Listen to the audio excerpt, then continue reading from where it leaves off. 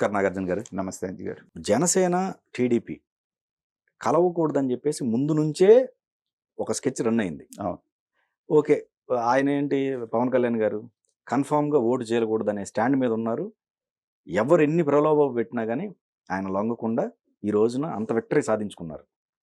ఇప్పుడు మళ్ళీ ఈ 5 సంవత్సరాలు కూడా వీళ్ళిద్దరి మధ్య ఒక గ్యాప్‌ని క్రియేట్ చేసే అంశాలు అనుకోవచ్చా? ఈ పిఠాపురంలో వర్మ గారి మీద దాడి అనేది? ఖచ్చితంగానండి. మరి అప్పుడు అది నాయకులు వాళ్ళని ఆది నుంచే దానికి ఫుల్ స్టాప్ పెడుతూ ముందుకెళ్ళాలిగా. లేకపోతే అది రేపు పరిపాలనకు అడ్డంకులు అయ్యే అవకాశం లేదంటారా? అంత ఛాన్స్ వీళ్ళు ఇస్తారని నేను అనుకోనండి పాలనలోకి వచ్చేటువంటి వాళ్ళు. ఓకే. ఎందుకంటే కులాభిమానం అనేటువంటిది ఎంతున్నా కూడా ఏంటంటే అది క్యాన్సర్ గడ్డ లాంటిది. మనం ఎంత తీసేసినా ఎక్కడో ఒక చోట ఉంటుంది. దీన్ని సఖ్యతను చెడగొట్టడానికి చూసేవాళ్ళు మన ముద్రగడ పద్మనాభం లాంటి వాళ్ళు, హరిరామ్ జోగయ్య గారు అంటే ఆయన న్యూట్రలైజ్ అయిపోయాడు అనుకోండి. టైం దగ్గరికి వచ్చే కొద్దీ ఆయన పవన్ కళ్యాణ్ గారిని గెలిపించండి అనేటువంటి స్టాండ్కి వచ్చేసాడు. ఇలాంటి స్లీపర్ సెల్స్ కొన్ని ఉంటాయి. సో ఇది విచ్ఛిన్నం అయిపోతే బాగుండు, మన ప్రాధాన్యత మన కులం, మన కుల పెద్దలుగా మన యొక్క గ్రిప్ అనేటువంటిది మనం కులం మీద పోకుండా ఉండేటువంటి ఆలోచనలో ఉండేవాళ్ళు కొంతమంది ఉంటారు. వాళ్ళకి ఏంటంటే బిగ్గెస్ట్ డిసప్పాయింట్మెంట్ ఆంధ్ర రాష్ట్ర రాజకీయాలు మొదలైనప్పటి నుంచి ఒక ఎన్టీ రామారావు గారి టైంలో తప్పితే కమ్మ కాపు ఇంత సఖ్యంగా కలిసి వన్ సైడెడ్గా చేయటం అనేటువంటిది ఇది ఒక చరిత్ర. ఎవ్వరు ఊహించలేదు. ఎందుకంటే రంగా గారి హత్య ఆ సామాజిక వర్గమే చేయించింది అనేటువంటి ఒక అపోహలో వాళ్ళు ఉంటాం. దానికి నీళ్లు పోస్తూ మిగతా వాళ్ళు పెంచి పోషించడం అపోహకి ఇన్నాళ్ళుగా జరుగుతూ వచ్చింది.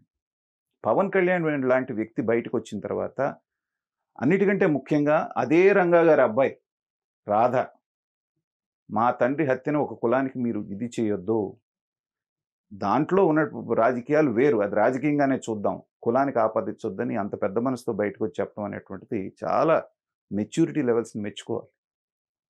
ఎందుకంటే ఆయన రెచ్చగొట్టి కమ్మాళ్ళ మీదకి ఆ పెద్ద నాయకుడు అవ్వచ్చు ఆయన కూడా, వాళ్ళ నాన్నగారు లాగానే. కానీ అతను ఆ పంధా ఎంచుకోలేదు. అలాగే పవన్ కళ్యాణ్ గారు కూడా నేను ఒక్కడి కోసం వచ్చిన ఒక కులాని కోసం వచ్చినాను కాదు, నేను అందరి వాడిగా ఉండాలనుకుంటున్నాను, నేను మీ కులంలో పుట్టినందుకు అభిమానంతో ఉంటే నాతో పాటు రండి, లేదంటే పోండి, నిర్మోహమాటంగా చెప్పేశారు. చెప్పడంతో ఏంటంటే అరే 2019లో మన నాయకుడిని మనం ఓడించుకున్నాం, తను కూడా 2 చోట్ల ఓడిపోయాడు, ఇది అసలు మనకే నామరదా అని చెప్పేసి ఏంటంటే ఆ కులాలన్నీ కూడా చక్కగా, ఎంత చక్కగా అంటే చూసేవాళ్ళకి చాలా ముచ్చటేసింది మాలాంటి వాళ్ళకి. ఇది కదా రాజకీయం అంటే అనేటువంటిది.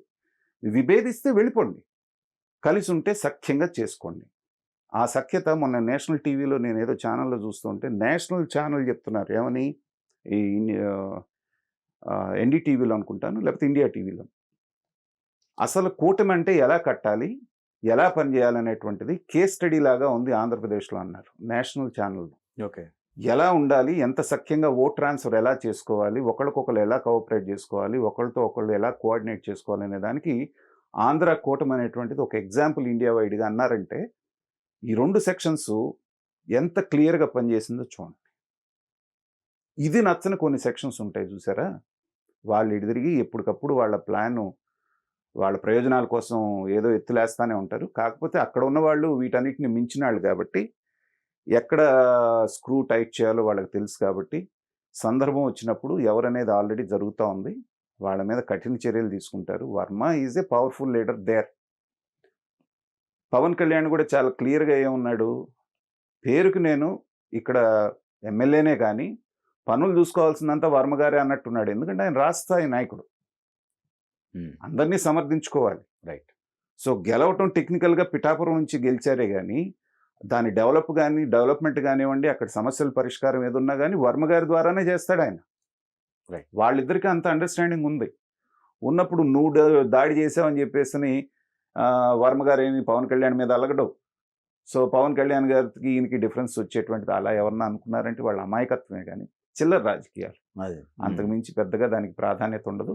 గోదావరి జిల్లాలో ఈసారి మనకు తెలుసు, గోదావరి జిల్లాలో ఏ పక్కన నిలబడితే అధికారం అనేది వాళ్ళకే వస్తుంది. అవును. అన్నట్టుగానే ఇవాళ సాలిడ్గా మీకు, నాకు అన్నిటికంటే ఆశ్చర్యం ఏంటంటే కడప, ఉత్తరాంధ్ర. కడపలో మెజారిటీ వీళ్ళకి రావటం, 3 సీట్లకే వైసీపీ పరిమితం అవటం. ఉత్తరాంధ్రలో ఉన్నటువంటి 2 జిల్లాలు వైజాగ్ ఎదురిగా అనుకున్నాం, మీకు అక్కడ శ్రీకాకుళం, విజయనగరం వాళ్ళకే ఎక్కువ ఉంటాయి అనుకున్నాం. శ్రీకాకుళం 50-50 అనుకున్నా గానీ, ఒక్క సీటు గూడా వాళ్ళకి రాకపోవటం అనేటువంటిదేంటంటే, కులాలకు ఏదైతే మీరన్నారో కుల సమీకరణాలు లాస్ట్ టైమ్ ఏదైతే కులాల కుంపట్లు పెట్టి మీరు గెలిచారో, దాన్ని ప్రజలు నిర్ద్వందంగా తిరస్కరించారు. మేమంతా ఒకటే. విషయం వచ్చిందంటే, ఎవరు మాకు మంచి జేస్తారో వాళ్ళ పక్కే నిలబడతాం గానీ, మాకు కులాలు, మతాలనేటువంటివి అనవసరం అని జెప్పేసని ఈ ఎన్నికల ద్వారా మనకు ప్రూవ్ చేశారు.